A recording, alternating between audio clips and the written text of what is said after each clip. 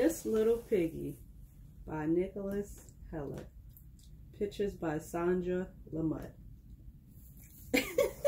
Look at your face, son. I cannot.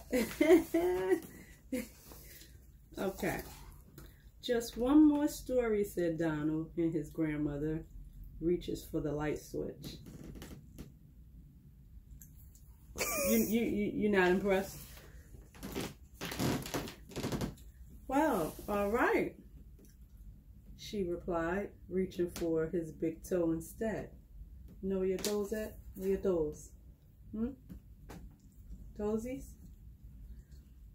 His little piggy sprang out the bed and turned off the alarm clock. What? You gotta look at the pictures though. He got dressed quickly and prodded his head through the quilt. Get up, he said, it's time to go. But nothing happened. So he shrugged his shoulders, picked up a large basket, and muttered, all right, I'll go by myself. And he set off to the market. Hey, girl. His little piggy kept his head under the quilt until he heard the front door slam. Then he poked his head out, looked around cautiously, and slipped out of bed. Must have left without me, he said.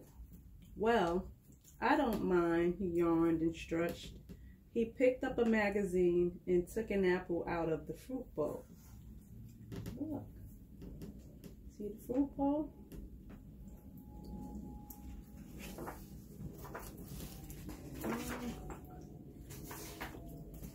I'll just stay home, he announced, and trotted off towards the bathroom to soak in a nice hot bubble bath. See those bubbles? They look good, right? Bubble bath.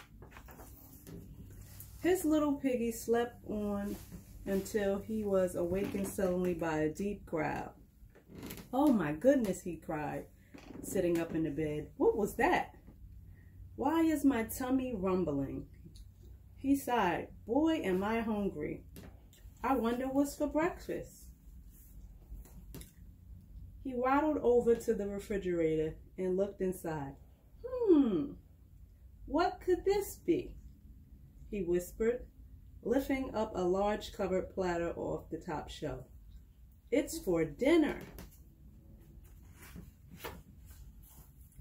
Oh, roast beef. Nobody will miss it. Just one slice, he assured himself.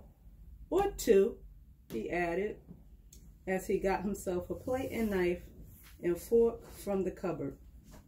He sat down at the table and was soon so busy eating, come on, Nosy, over here, that he didn't even hear when he tearing that food up. His little piggy stood up on the bed and yawned loudly. He jumped off the bed and put his sneakers on and began morning exercise. He did a few deep knee bends and some jumping jacks. But when he bent over to touch his toes, he noticed his brother at the table. Oh no, he cried. He ran over, but it was too late. His brother was just putting the last morsel of roast beef into his mouth. Now I'll have none. The hungry piggy at the top of his voice. What about the last little piggy, Grandma? Asked Donald. This little piggy wasn't in bed at all. He had been visiting his grandparents for the weekend, and he had had such a good time that he sang wee, wee, wee all the way home. Look at your face. And he got there just in time for bed. You're not impressed. It's too early, right? I'm just warming up. All right, stop recording, right? Yeah. Did you like it? No? Oh, you just want that, right?